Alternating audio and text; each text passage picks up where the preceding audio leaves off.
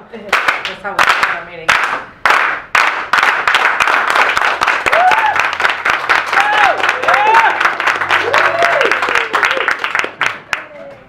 Thank you for joining us today. My name is Pat Bowen, and I'm a CCI Action member from Iowa City. And we have our agenda up there on the board. We really are strict about getting our things through the agenda in time, so we are sticklers about that. So, as you might already know, CCI Action is a statewide people-powered group with members in all 99 counties, and CCI Action has members of all ages, races, and backgrounds. Our goal is to take on corporate power in all its forms. Among other things we fight for is clean water, climate justice, racial justice, living wages, and health care for all. To make real change in everyday people's lives on these issues, we know that we have to change business as usual politics. And so we want access to the governor, we want a seat at the table, and we want you to come to us for advice. We must do politics differently to make life more than just and a small d democratic for all of us. So to that end, we have formed this committee to decide if there is a like-minded candidate who we should endorse for the gubernatorial race. Our endorsement process has three main parts. One, which of course you already know about, we've invited you to fill out our issue questionnaire. Now we have invited selected candidates in for screening meetings like this one, and next we will be surveying our members to find out what issues they care about and which candidates they prefer. So once we have completed all three parts of the process, this committee will then make an endorsement decision. Should the committee and CCI Action Board decide to endorse, this is more than just an endorsement on paper. We put feet in the street and we will knock on doors to get out the vote. And after the election, we will make sure our candidates govern as they campaign. We will be there. So we have 5 prepared questions that we will try and ask in 30 seconds, and we'd like you to limit to your answer to 3 minutes or less. And so we're getting into the screening part of it now, and here is your first question. Wow. You don't mess around. No, we don't. I know. And I'm CCI member. I'm damn proud of it. Yes. And then after that, they'll be open for a few more questions from other people. So Right. in 3 minutes or less, tell us who you are and why you are running for governor. Well, I'm Cathy Glasson, and I'm running for governor because I'm tired of working people in our state getting beat up by the government that doesn't work for the people, and that's more for corporations and big business, which have a stranglehold on our capital, our governor's office. You know, I know what it's like to stick your neck out and organize in a hospital, where I helped lead an organizing campaign at the University of Iowa hospitals back over 20 years ago. I'm not afraid to take on a fight. I'm not afraid to take on large employers, and I know what it's like to organize, mobilize, and move and change politics. It's movement building. It's not about me as a politician. We can't do it one elected official at a time. We can't do it alone. Together we actually create the change we want to see. I'm about raising the minimum wage to $15 an hour. We need to do it now, not in 7 years. We need to make it easier. I'm a union leader. We need to make it easier for folks to join a union or form an employee association. That's the part of the governor's role, and government should help that happen. We need clean water. It should be the birthright of every Iowan, which isn't happening in our state right now. We're polluted waterways to the extent where we're killing our families and our environment. Public education, making sure that our students are sent to, we have qualified teachers and a highly qualified educational system, which we don't have anymore. And we need to make college tuition affordable, and we need to make community colleges free for our students so they can enjoy a strong education. And of course, I'm a nurse. We absolutely have to have single-payer health care in our state because we can't count on Washington, D.C. to fix the problem. And so those are the core elements of the campaign. I don't even like calling it a campaign. I like calling it a movement, because this is not about me. It's about organized people. It's about organized money. It's about using that power as individuals in collective action to create the change in our government and in our communities that we want to see. Thank you. Our first question, Sharon? Sheree? Hi. Good to see you again. Yes, Sheree you too. Mortiz, east side of Des Moines, retired public school teacher. And my question for you is, what values motivate you? And what is your core message of your campaign? Oh, great, great. Well, I talked a little bit about that. So I'm motivated by fairness and equity, and I think living in Iowa, we have a sense of that in our state. Right now, we don't have that. The system's rigged against the average Iowan, individual farmers, students, and our patients, right? So we absolutely need to level the playing field, and right now that's not happening. So what's happening is corporations have the ear and they control the governor's office. CEOs and corporations are driving the agenda in our state and in our nation. We absolutely need feet on the street to organize around the issues that we care about and make sure that we have community allies, that we have to do this together, and that it's grassroots up, not from the politicians down. And so that's the values that drive me and motivate me as an individual, and help me organize my hospital back in the day. And then again, the things, the core elements of the campaign are very clear. $15 minimum wage, easier to form a union or worker employee association, universal health care, clean water, great strong public education system, giving family farmers back the power that they've lost because of the corporate takeover of the agricultural sector in our state. So, one of the other sort of related issues in terms of values is our whole political system has kind of been hijacked by the influence of money in politics. Is that, how do you see that in terms of reflecting your core value? Well, there is no voice of the average Iowan when all you see is corporate takeover of our media, and the messaging coming out of feeding information to people over and over again that sort of brainwashes them into believing that having corporations run our state is a good thing. It absolutely hasn't been that way, and you're seeing it play out in reality where the state government doesn't fund the things that we all value as Iowans in our state, which I've just described, because when you work hard every day and you go to work every day, you shouldn't live in poverty in this state, and that's what's happening.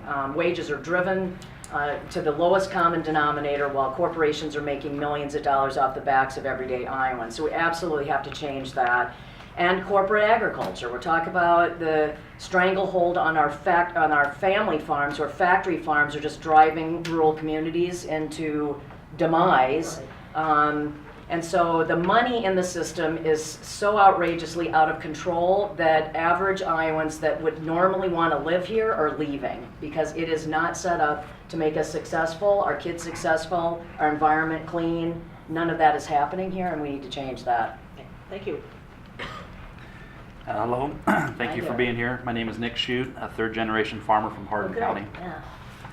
My question for you is, family farmers are being driven out of business and small towns are dying. What is your vision for rural Iowa? Well, that's fairly simple. We used to have a system where independent family farms were what kept our state, the waterways clean. Independent farmers do a really good job of managing their waterways. It's the corporate agriculture, factory farms that have created the problem. And it's because right now independent farmers, the cost of putting your seed in the ground and planting your fields is so much more expensive than what you get when you sell that crop in the market, that you're squeezed out of the market. And so corporate agriculture has made that even much worse, because you can't compete as an individual family farm anymore. So the cost price squeeze is tremendously difficult, and independent farmers are barely making it in our state any longer. And so we absolutely have to, and then when you sell your crop, you're not guaranteed, you don't know what you're going to make for it on the market. So we absolutely need, just like we need to raise the minimum wage and give a standard so that we know what to expect, farmers need to have a minimum crop price on their bushels to make sure that the market isn't controlling it, but the individual family farmers are in control. Would you support a bill for label of origin on our meat products? Sure, absolutely. We need to know where our food comes from. Right now we don't. We absolutely have to be smart about that, and it protects our health, and we need to know where it comes from and how it's produced. Absolutely. Good, thank you. You bet. Hi, Cathy. Hi. As you know, my name is Eli, and I'm a lifelong resident of Iowa City. And I wanted to ask, in your questionnaire response, when asked if you will support legislation to make Iowa's public colleges and universities free for all students. You instead stated you support a tuition cap, free community college, debt forgiveness, and potentially making college tuition free for some students on select career paths.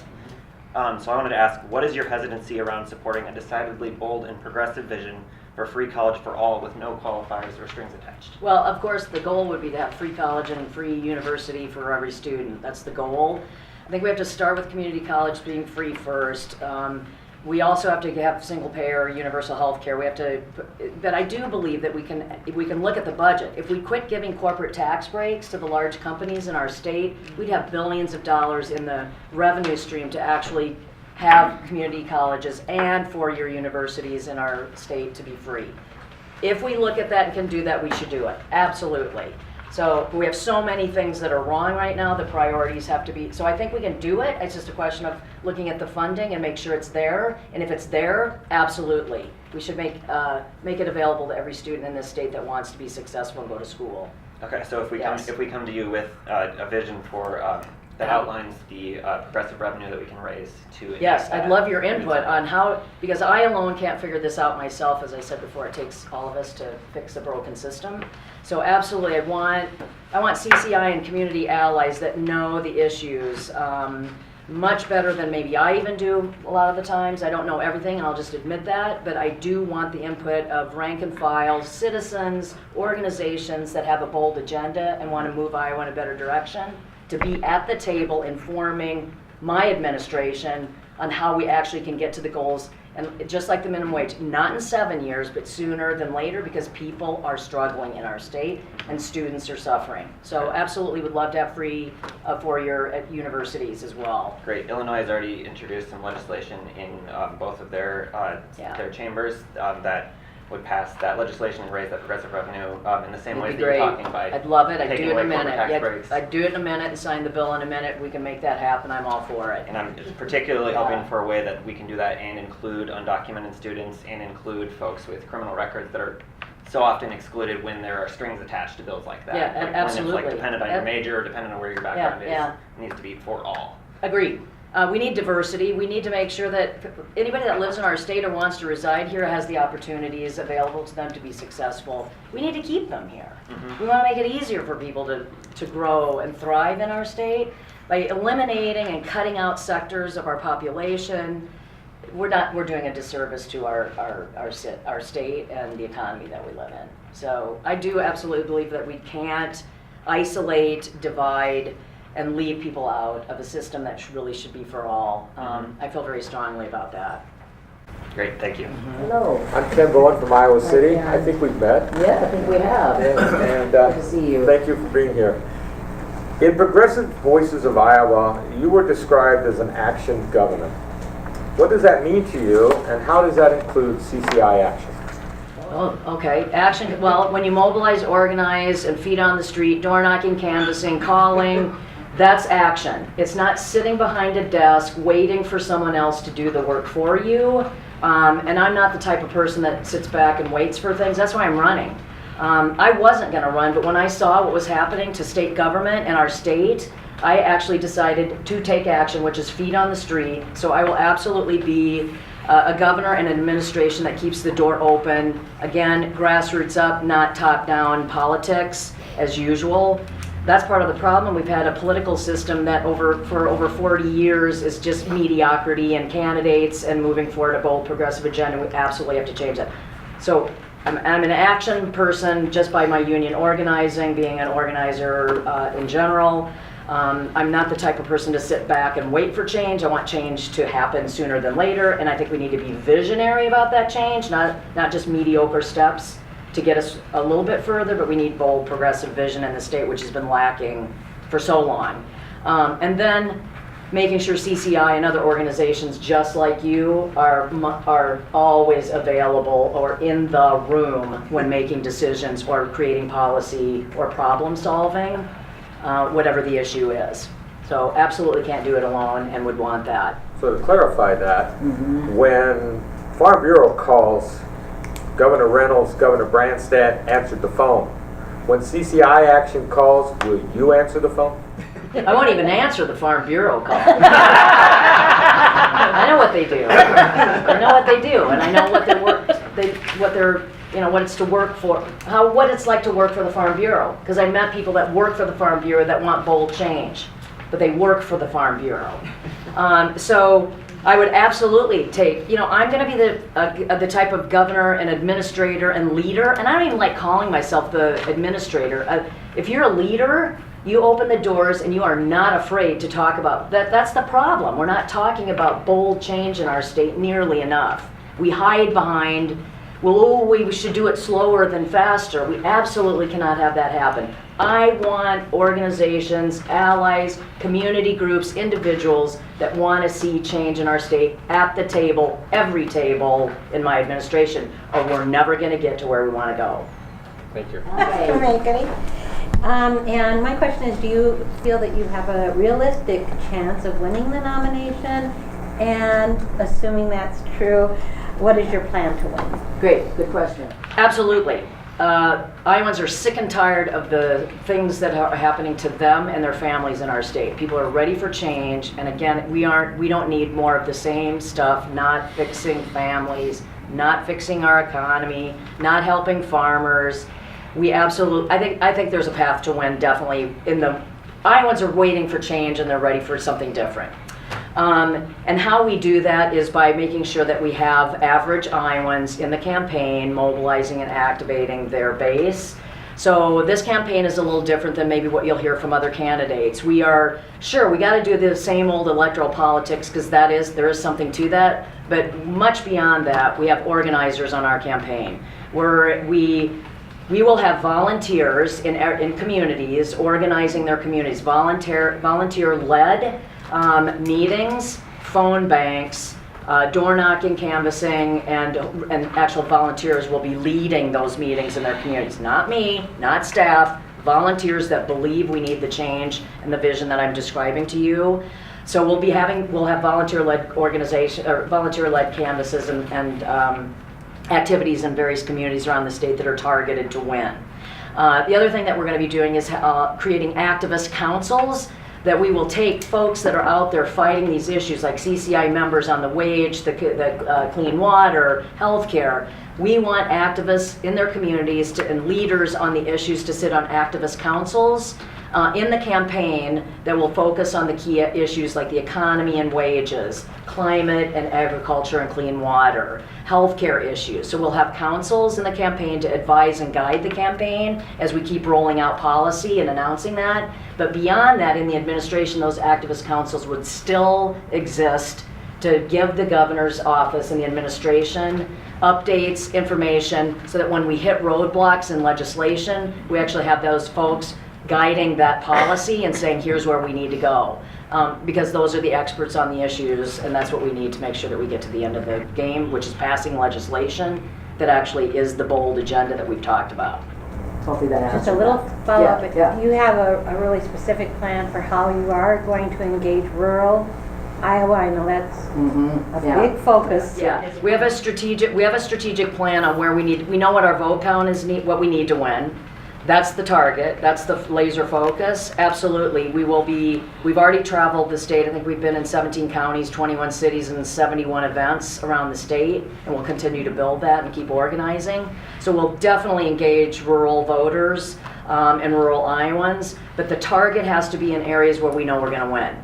We have to win, or you can't move a bold agenda. So we're focused on numbers, the types of voters that we want to turn out, and activist feet on the ground to actually win.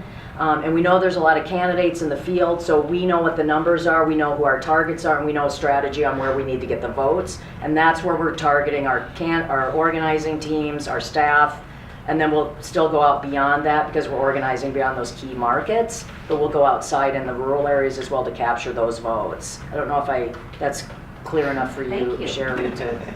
Yeah, hopefully that clarifies. And of course, the money to win. Organize money, organize people. That's great. Those were our 5 prepared questions, and so we have a few other members around the table that would like to address the Great. subjects are up there. Michael wanted to great. follow up on healthcare.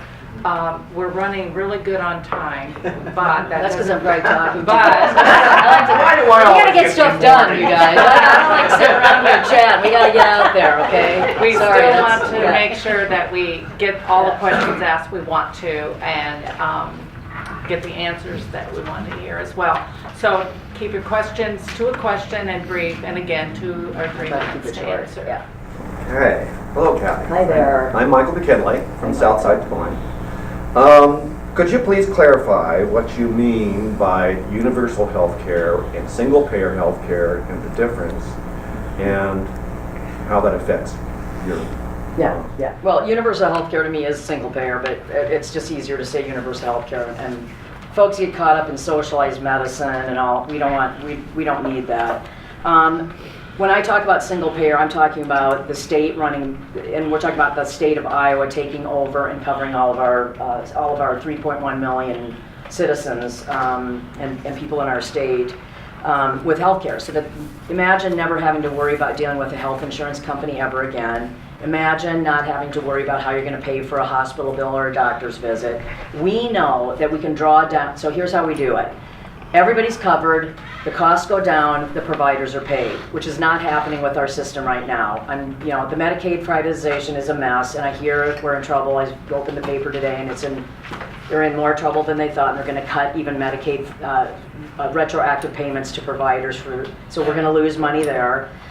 It's been a disaster. People are actually dying because of the shift to private Medicaid, so we absolutely need a different system. We've got to get the for-profit insurance companies out of the mix. And unless we do that, we will never have a health care that will save people's lives and make it affordable for the people that live in our state. When I talk about universal health care, everybody's covered. The employer takes the money that normally goes into employer-based insurance plans, and it goes into a pot of money. Then we find ways to draw down the Medicaid dollars. Well, we already get the Medicaid dollars, right? We guarantee it comes into the state coffers, Medicaid and Medicare mixture dollars, right, that go into the pot. If we roll back corporate tax credits, there's almost $12 billion in overall tax credits in our state that should become available. Part of that should become available to cover the cost. We only have 3 million people in our state. And if you look at the per capita cost of health care, the U.S. spends over $10,000 per person on average for our health care, and we have the worst outcomes. If you look at other industrialized nations that provide single-payer coverage for their citizens, they pay about $4,000. If you put that into Iowa, that's $12 million. It's very doable to cover our citizens and make it affordable for the state to do that, and there's ways to. You can do that. We can absolutely do this. I have no doubt in my mind. And imagine pulling out a little card when you go to a doctor. You show them your card. You go in, you get your care, and then you never get a bill. That's what single payer means, and that's what we need in Iowa, and people can't wait, and everybody should be included and covered and no one left out. I'd like to ask a follow-up if I could. Des Moines is the #1 insurance company in the country, well, maybe besides Hartford, Connecticut. What kind of pushback are you going to get from the insurance agencies that are huge in this and huge employers on this? Probably a lot. And I don't really care, because that's not what's important. But it's jobs. It is jobs, but those jobs can be used in the managing of the single payer system. So you just shift the jobs from a private corporation to making sure that the system that the state would run actually runs as efficiently as Medicaid did. We did it in Medicaid. We didn't need a corporate insurance company or outside managed care organization doing Medicaid, and we don't want them because they obviously can't do a good job of it. So I absolutely think that insurance industry jobs can be transitioned into this new system, absolutely, and then we need to find new ways. If there are losses of jobs in the insurance industry, the state needs to pick up and be responsible for making sure those folks get trained and are allowed to enter the market, enter jobs that are going to be helpful to move the bold agenda, honestly. There's plenty of jobs in healthcare. We should encourage folks to go to school for free, get them into the market so they have good jobs. And as a union leader, we talk about good jobs. And anybody that tells you a good job pays $10 an hour ought to be beaten up. So a good job, and let me be very clear. The problem isn't that we don't have jobs. We have plenty of jobs in our state. Right. They're just crappy jobs that pay minimum low wages and no benefits and no security for retirement. So when we talk about good jobs, this state needs, I want to be very clear, a good job is one that's a union job that has benefits and security for retirement and pays a living wage to raise a family and send your kids to school if you want to do that, or buy a house, and that's not happening. So I do think that there are very visionary ways, and we can make that happen, as making sure the insurance industry doesn't go down the tubes. I am not worried about that in the least. I think we can manage that. And not be afraid to talk about it and say, look, we can do this. We're always so afraid. The insurance industry is going to go down the tubes, right? And there's going to be a massive loss of jobs. That's the Republican message, guys, and we got to quit carrying their message for them, because we need to keep the positive, we can do this and this is how we're going to do it, and focus on that. Just one thought, Kathy. Sure. $3 corn $10 corn would pay for that health care. That'd be great. Yeah, exactly. Great. Hi, I'm Patty McKee from Des Moines. And as you know, water quality is an issue in our state. The voluntary nutrient reduction strategy is not working.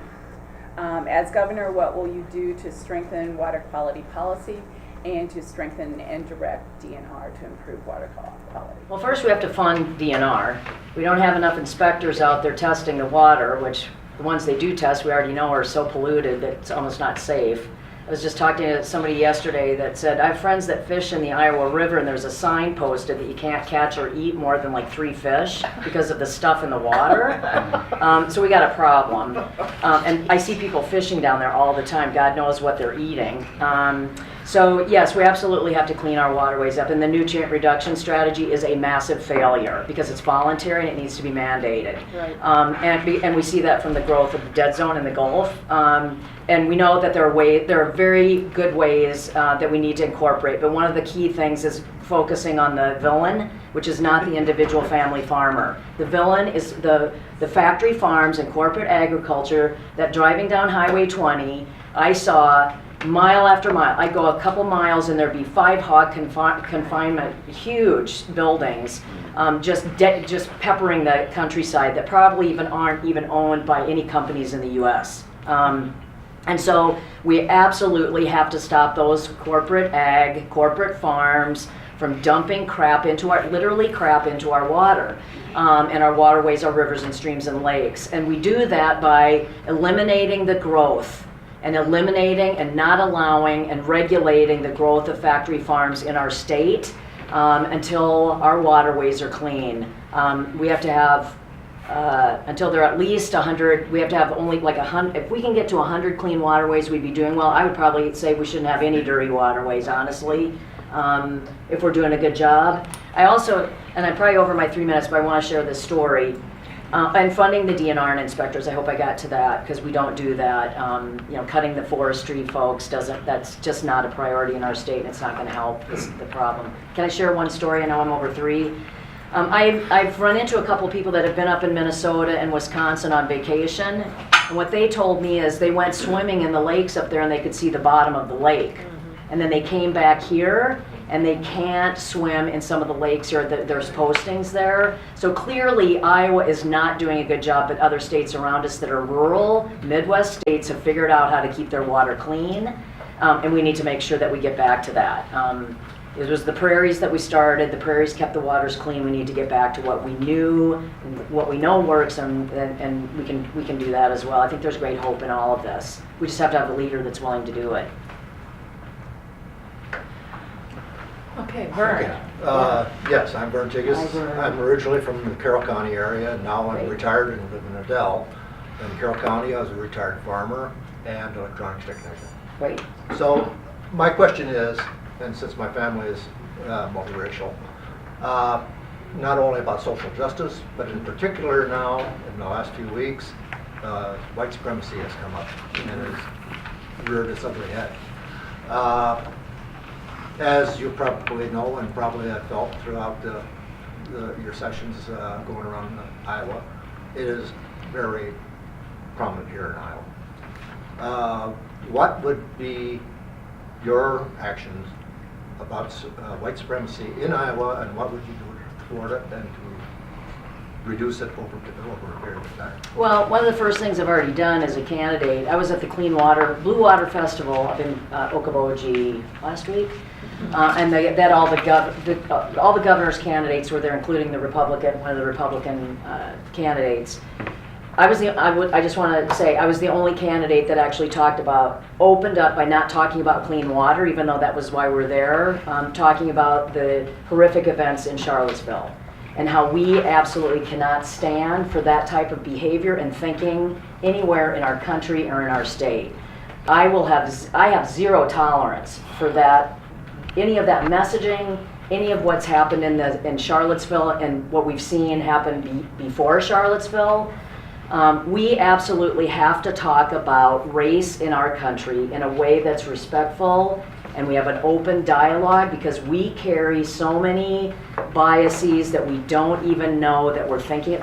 They're there. We've grown up with them. We don't even think we're racist, but we have ideas or biases that maybe we might be thinking a little bit, we may be, right? So the other thing is that we have to understand that Black Lives Matter and that racism in our country will never be addressed unless we go back in time and look at structural and institutional racism in our country and review that and see and learn why that policy, how all of the policies over the course of time are built into our political system that actually cause the issue to continue to build, grow, and foster underneath and treat people differently because how we look or who we love. And that is an issue that I feel very strongly about.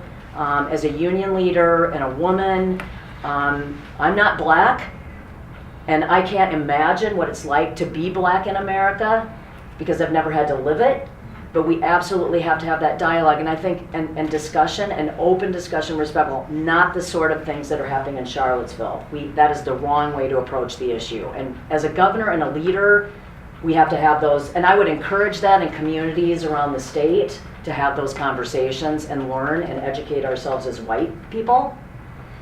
Because we don't always understand where that's coming from, and you can't fix things if you don't know what the source of the problem is.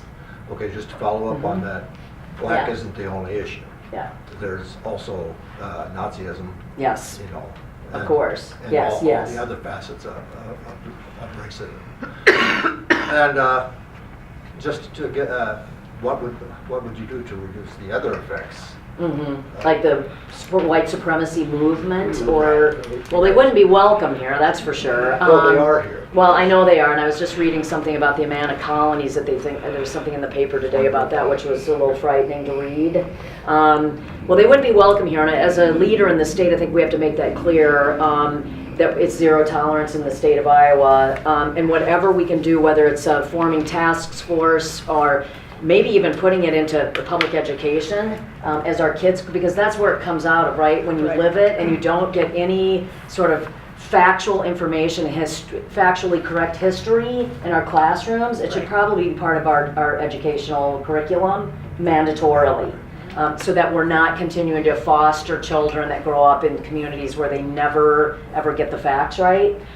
So I would encourage that. That's one way that we can start educating our kids so that the future of Iowa doesn't grow up with those sort of racist, superior thinking that we're, just because our skin color is a certain color, that we're better than anybody else. So that's one way we can address it. I also think that we have to have more folks in leadership in our state talking about this and getting ideas together. So we should meet and talk about it and form best practices and policies so that our state can implement those as a government that keeps our citizens safe and make sure that our public is well educated on the issue, so that we minimize that sort of white supremacy, divide and conquer, fascist sort of thinking.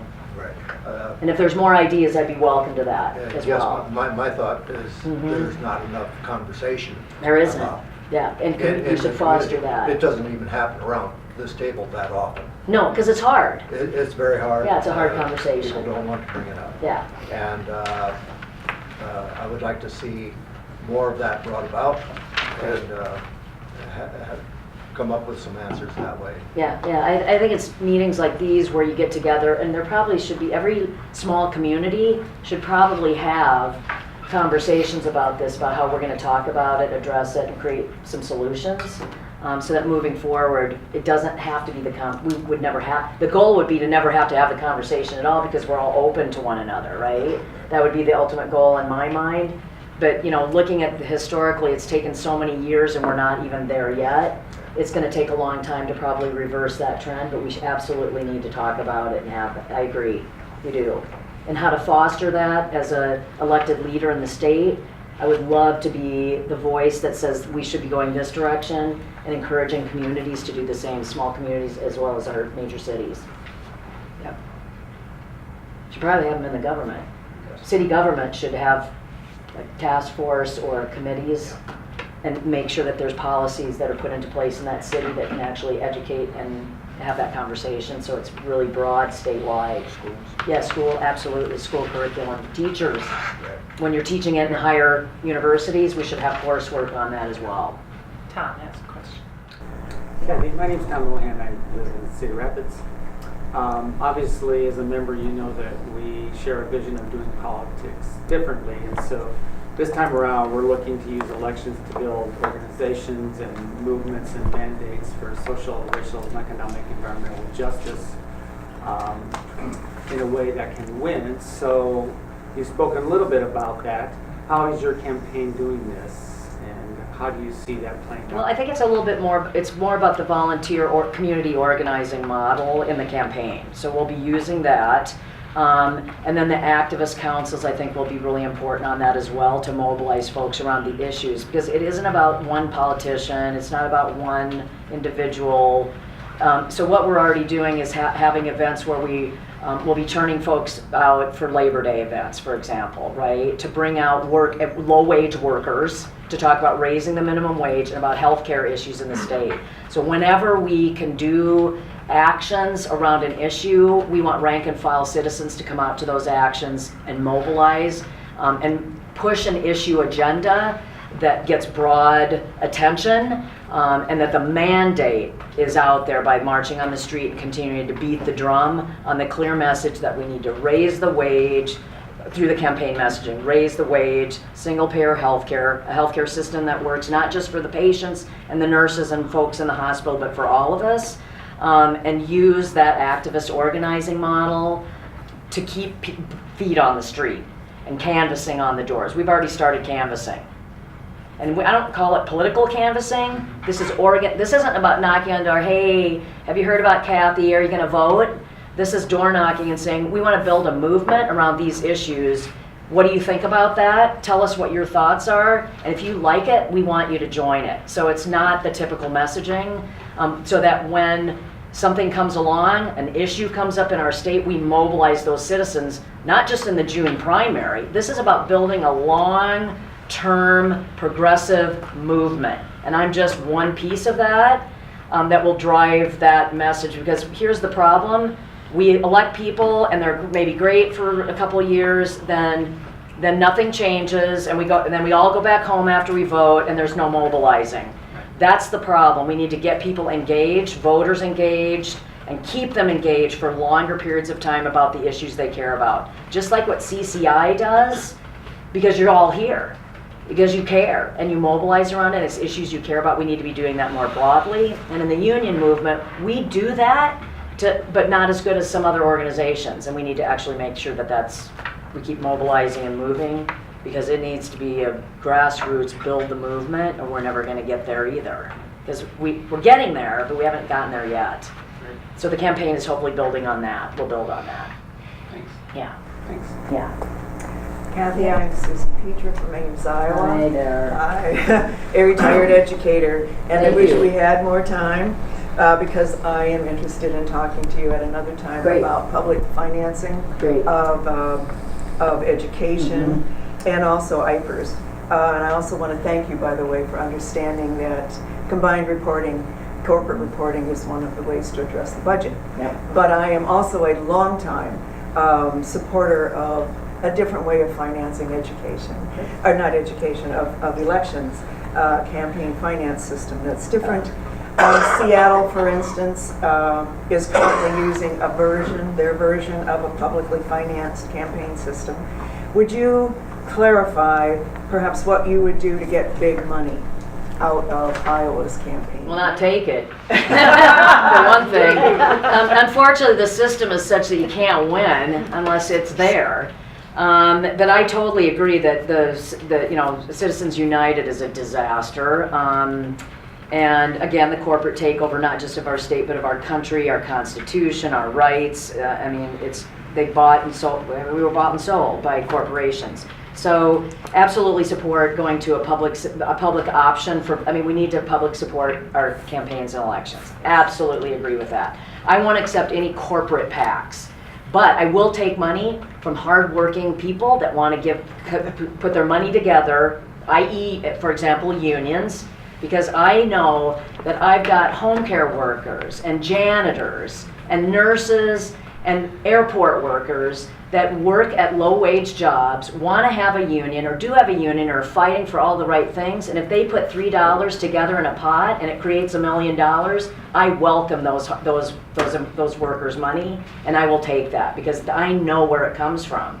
And so if they're willing to put their sweat and labor and $1 into a political fund through a union, I will accept those, and I will do that. What I won't take is Farm Bureau money. Things that from organizations or companies that do not support the agenda, a bold agenda, you're not speaking truth to power if you do take that money, and so I'll be very careful about accepting corporation. I won't take any corporate PAC money at all. And we should take that out of the mix altogether, and it should be a fair system that's, yeah. You mentioned you're interested in pursuing voice. Yeah. Yes. So say some more about, I'm not sure I heard, I want to make sure I understood what you're saying, sorry. Iowa voter-owned elections. Yes. So, we need to make sure that we allow democracy to function openly, and by limiting people's ability to access the ballot box and to be able to vote and express their democratic rights is absolutely wrong. We need to ban the box. We need to make sure that that's ridiculous.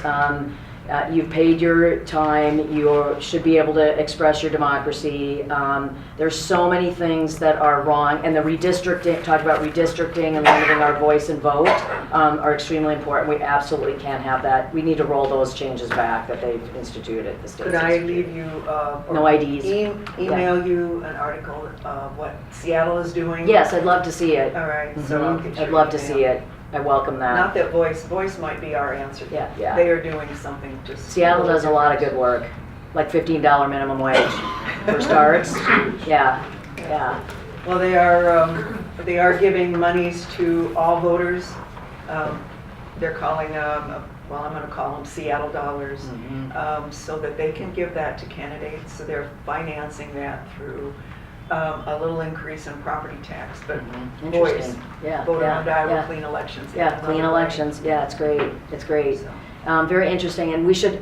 And I didn't say that Iowa should lead. We can lead on all this because we're looking at like presidential cycles coming up too. So if we can lead in 18 and be the model for the future, future elections and presidentials, we need to make that happen. So Iowa could lead on this. It would be a huge deal, and people are watching what happens here. We know how important the state is in electoral politics.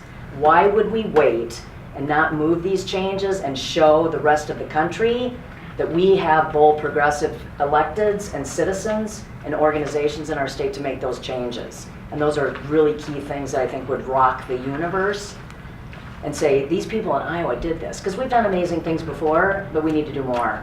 So this could be one of them, as well as I think single payer is one of them, and our public schools being free would be remarkable. Yeah, we can do that.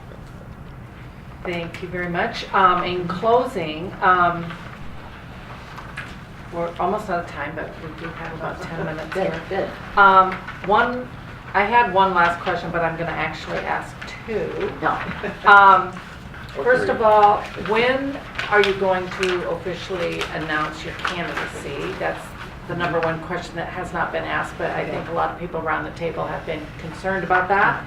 And the other question is, in a few sentences, why do you want our endorsement? Okay, great. So, I've traveled the state talking to a lot of Iowans in the last, we launched the campaign at the end of May. We did the exploratory announcement at the end of May. And since then, I've been talking to quite a few Iowans and listening to Iowans and we'll continue to do that because that's more important. I want to make sure that I've heard as much information and got as much ideas from Iowans as we move forward in this campaign.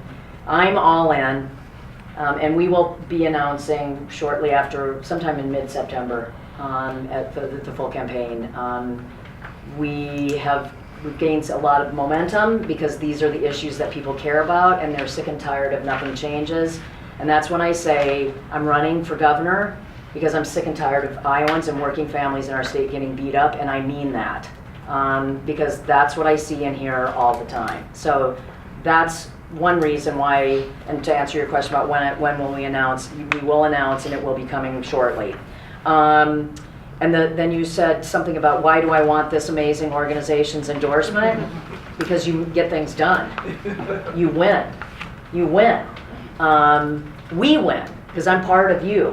And I know what that takes to win, and it's feet on the street, mobilizing, organizing, and when we do that, we are a force to be reckoned with, and it comes from the people, and nothing in our state or country will ever change, and it never has, unless folks mobilize, organize, and push your issues, our issues, and make that happen. And I know with CCI's support, we would be unstoppable as a team, and I mean that sincerely. So, and I would love your support. Thanks for doing that.